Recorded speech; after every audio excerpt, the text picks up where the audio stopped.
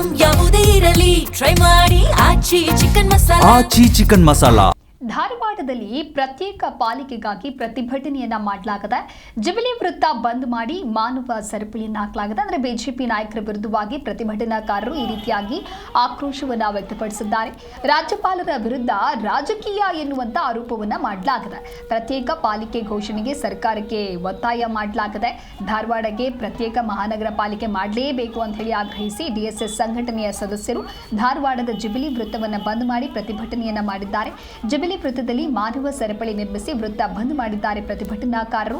ಹಾಗೆ ಬಿಜೆಪಿ ನಾಯಕರ ವಿರುದ್ಧವಾಗಿ ಧಿಕ್ಕಾರ ಕೂಗಿ ಆಕ್ರೋಶವನ್ನ ಹೊರಹಾಕಿದ್ದಾರೆ. ರಾಜ್ಯ ಸರ್ಕಾರ ಧಾರವಾಡಕ್ಕೆ ಪ್ರತ್ಯೇಕ ಮಹಾನಗರ ಪಾಲಿಕೆ ಘೋಷಣೆ ಮಾಡಿ ರಾಜ್ಯಪಾಲರ ಅಂಕಿತಕ್ಕೆ ಕಳುಹಿಸಿಕೊಟ್ಟಿದೆ. ಆದರೆ ರಾಜ್ಯಪಾಲರು ಇಲ್ಲಿ ರಾಜಕಾರಣ ಮಾಡ್ತಾ ಇದ್ದು ಅವರು ಬಿಜೆಪಿ ನಾಯಕರ ಮಾತು ಕೇಳ್ತಾ ಇದ್ದಾರೆ ಅನ್ನುವಂಥ ಆರೋಪವನ್ನ ಮಾಡಿದ್ದಾರೆ. ಧಾರವಾಡಕ್ಕೆ ಪ್ರತ್ಯೇಕ ಪಾಲಿಕೆ ಆಗಲೇಬೇಕು, ಅಲ್ಲಿಯವರೆಗೂ ಕೂಡ ನಿರಂತರ ಹೋರಾಟ ನಡೆಯಲಿದೆ ಅಂತ ಹೋರಾಟಗಾರರು ಎಚ್ಚರಿಕೆಯನ್ನ ಕೊಟ್ಟಿದ್ದಾರೆ. ಕೆಲ ಹೊತ್ತು ಜುಬಿಲಿ ವೃತ್ತ ಬಂದ್ ಮಾಡಿರೋದ್ರಿಂದ ವಾಹನ ಸಂಚಾರಕ್ಕೆ ಅಡಚಣೆಯೂ ಉಂಟಾಯಿತು.